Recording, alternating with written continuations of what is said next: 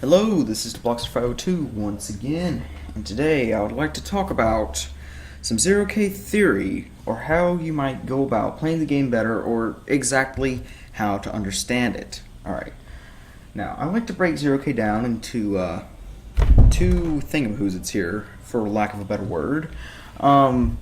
Constants and strategies. Alright?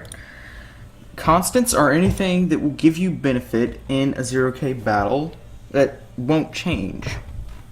Hence the name, constant. Malextractors always give you benefit, and they're not situational. Singularity reactors do give you benefit, but they are situational, since they cost so much money. Alright, now, moving on to the strategies. Strategy is anything that changes from game to game that will allow you to win. So, strategies. Making an effective strategy essentially is determined on what is currently going on in the game. Zero-K is a game of reaction, so that breaks it down into two things.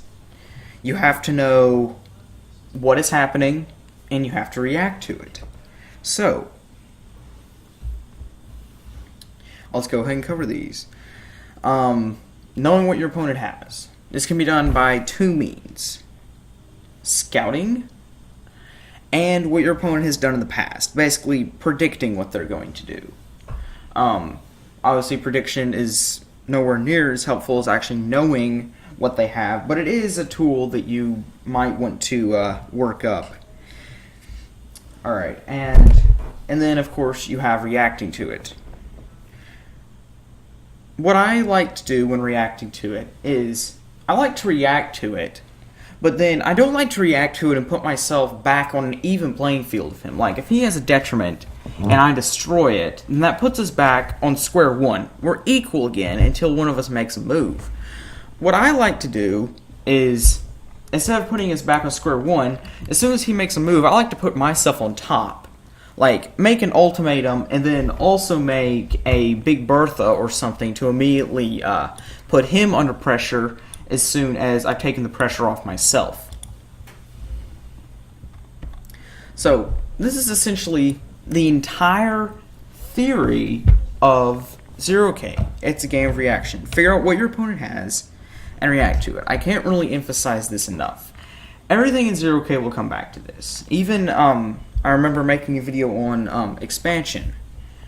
Even this comes back to this theory. Essentially, you have, like, if your opponent's reacting, that's a move that they're making to try to put themselves on top. So you have to react to it, which essentially leads to you raiding them. Or something other than that. Basically, I mean, you have to destroy the Malextractors. So in that particular instance, how you could put yourself on top is you could destroy the Malextractors, and then you could develop a move that would give you some kind of advantage, which would either be making more Malextractors than he has, you know, whole host of other things you can really think of for that particular situation. You could, you know, put his economy much lower than yours, like, instead of just destroying his Malextractors to the point of, to where both you and him have the same number, destroy him to the point to where he has less than you. Alright, now, some people might even consider raiding and expansion a constant. This, sadly, is not the case. Raiding and expansion are not constants, because, in fact, they will actually change from battle to battle. Take, for instance, this battle.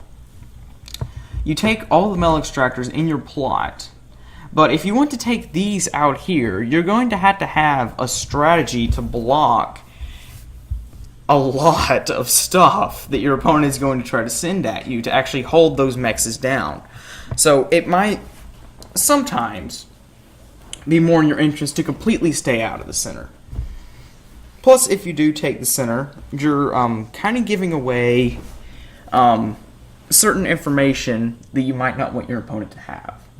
Basically, it might allow them to get inside your head too much if you immediately rush for the center.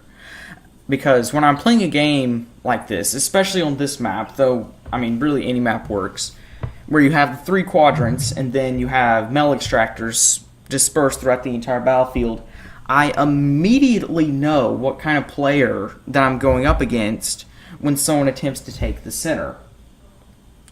Someone like this is essentially going to put all of their effort into taking the metal extractors and holding them down. What do you do in this case? Rush a missile silo and blow up their main base. They'll die off in a few minutes after this. So, I believe that basically brings me to the end of this. Zero K has a very simple strategy. Figure out what your opponent has and react to it.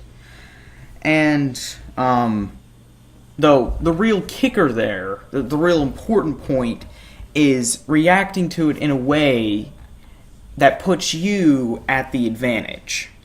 Not in a way that puts you even, in a way that puts you at the advantage. Alright, this has been Tabloxer502, and I will see you guys in the next one.